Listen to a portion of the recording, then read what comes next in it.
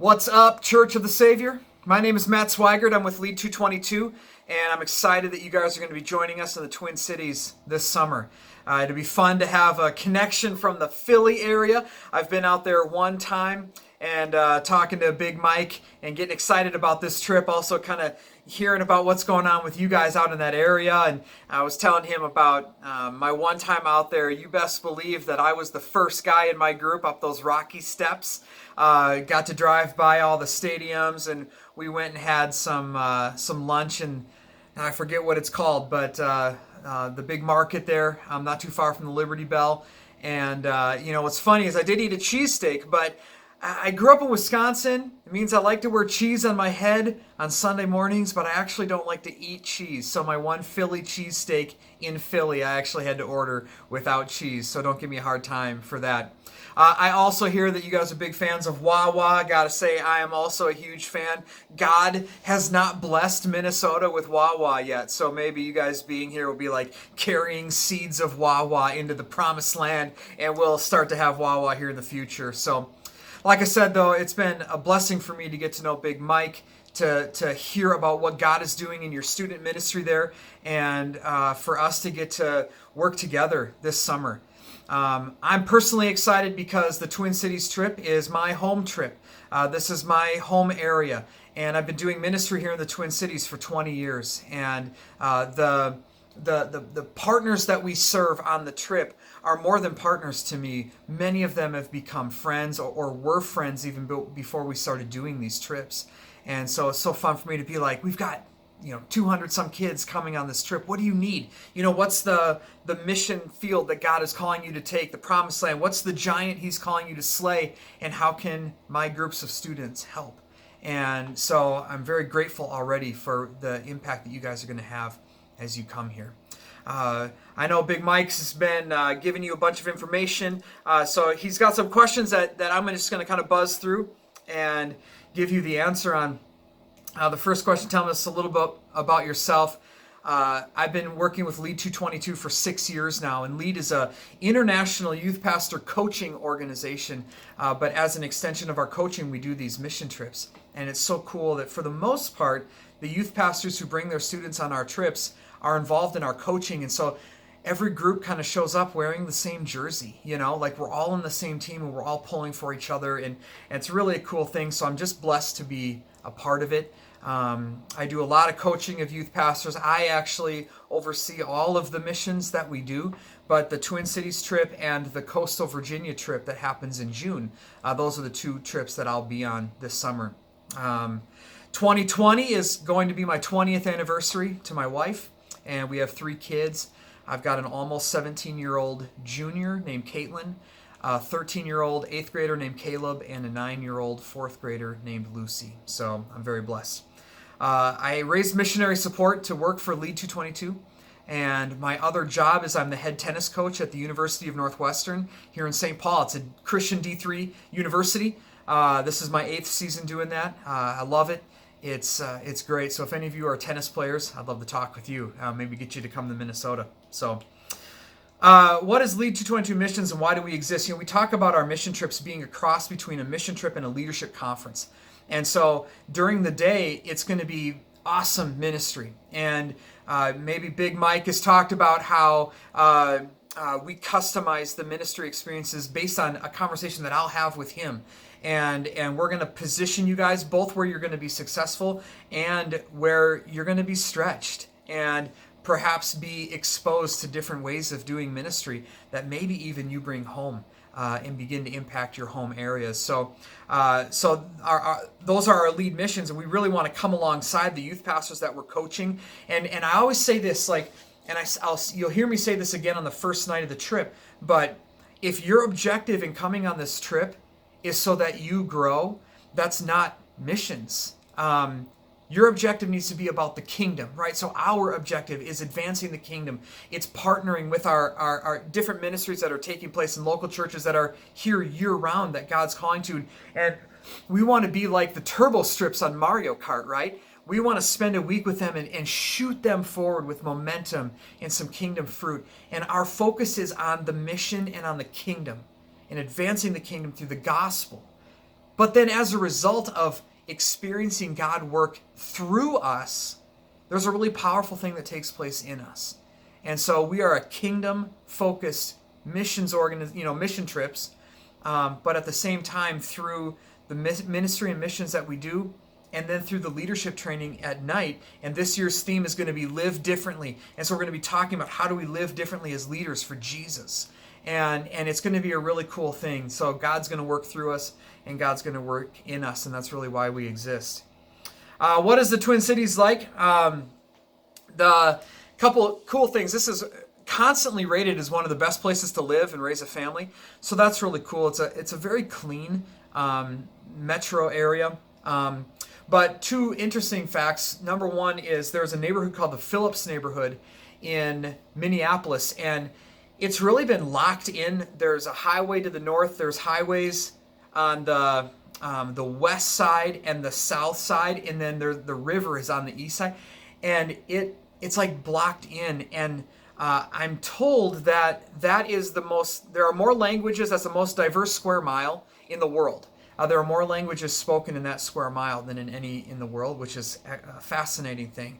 The Twin Cities has the highest Hmong and Somali concentrations of people outside of Somalia and Southeast Asia.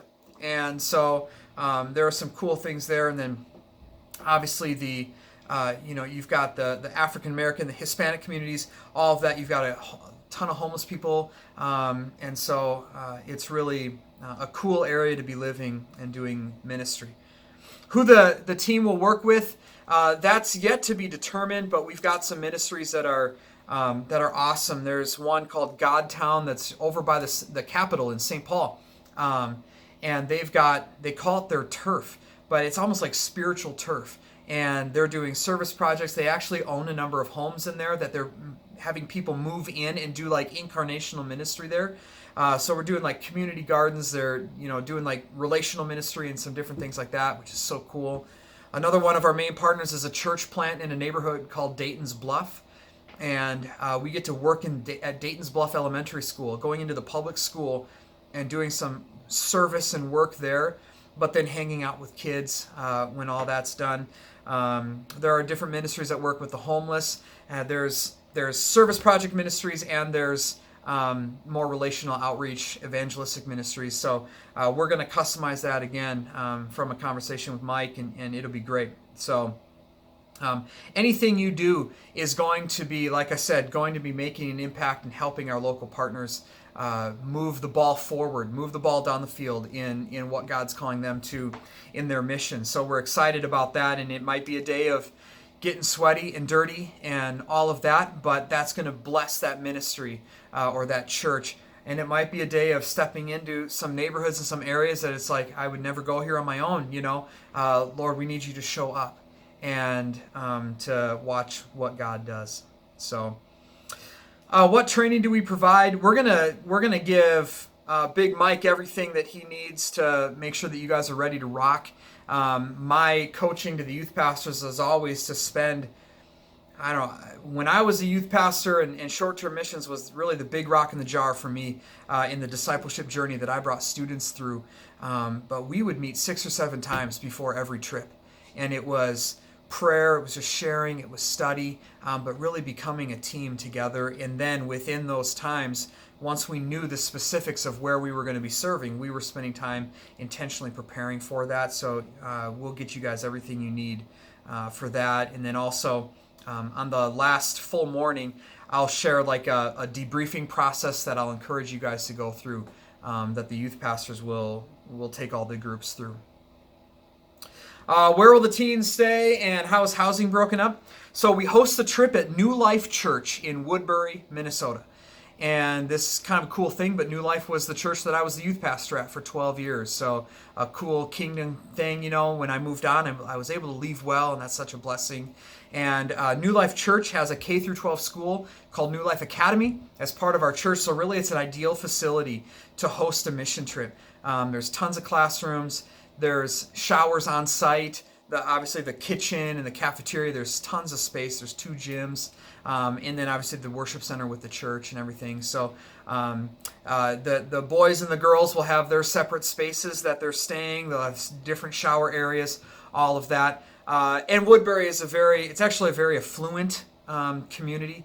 And so, and it's set back from the road and kind of, so safety isn't an issue here at our host location. So it's very good. Like I said, this will be our 4th trip here. And actually, I pitched the idea to the operations director, who's a friend of mine who I've known really for 20 years. And I was like, hey, what if we asked about hosting a second week of missions here at the church? And he's like, sounds good. So it's really a cool partnership that we've got here with New Life. Safety in the ministry sites, obviously it's a topic of conversation that we have with all of our partners, and it's very clear that anything that they're going to take teams to needs to be safe. And obviously, with all of our ministry being done during the day, there is a certain level of safety with that, but also, none of our partners want on their resume that they were the place that had something bad happen. So we're trusting the Lord, but we're also being very intentional with selecting locations that may seem or feel out of a comfort zone, but we do our best to make sure that safety is never an issue. What happens if my team gets hurt? We have in the info packet that we give the leaders at the beginning of the trip, we give the address and all of that to the local hospitals. Sorry, I almost said hotels. The local hospitals, and we take care, just pointing you in the right direction. So we have had some minor injuries over the years, and different things have happened, and we just figure it out. But there are great hospitals. There's urgency rooms. There's minute clinics. All of that around here that we do. So and then obviously whatever happens as a result, what needs to happen, we take care of it. Do they need to rest for a day or something like that? We figure all that out. So. The next question, why should I or my team do this trip? I kind of teed it up before, but for me, when I was a youth pastor, like I said, this was the big rock in the jar. I built my discipleship of students around these types of experiences. And I would say that there's value in small groups. There's value in large group, in church attendance and things like that.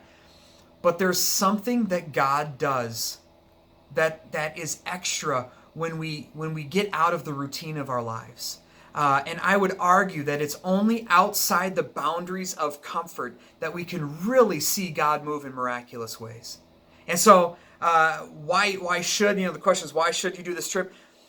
I would switch the question around and be like, how can you not? Given the opportunity to go and serve the Lord, to fully empty yourself for kingdom work is worth it. And the blessings that come from that, and the growth that comes from that, and the intimacy and the unity that comes as a team, as a student ministry, that you guys are actually going to go back home and be challenged to win your Jerusalems together. You can't replace an experience like this.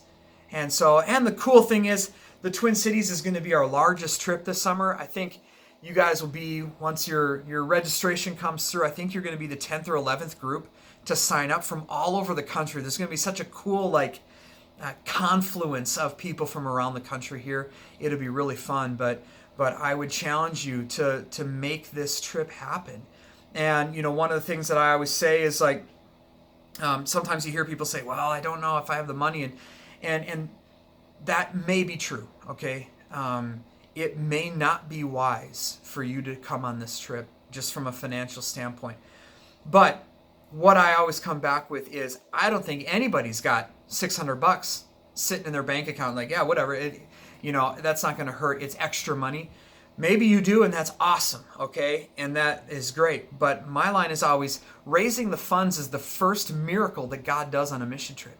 If you don't have the money now, that just means that there's more that you get to see God do. Now, you're going to have to work hard at it. And you're going to have to put in effort in order to raise the funds, whether it's making phone calls, sending letters, getting extra jobs, working extra hours, whatever. But God's going to bless that. And when he does that miracle, bringing in those funds, and you get on the trip, and you come here, and you say yes to God, whatever you tell me to do, I'm going to do it, God's going to show up, and it's going to be worth it, and your life will never be the same. So I really hope that this is encouraging and motivating for you. There's transformation that'll take place through you as well as in you. A couple last things. Big Mike said as an optional question to talk about what fun things to do on the free day. You know, Minnesota's the land of 10,000 lakes.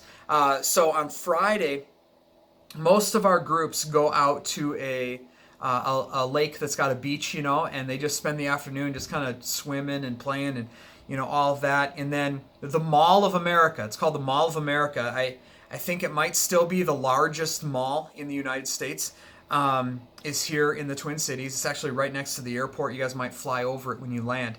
But it's got a roller coasters and stuff like that in the middle. It's pretty awesome.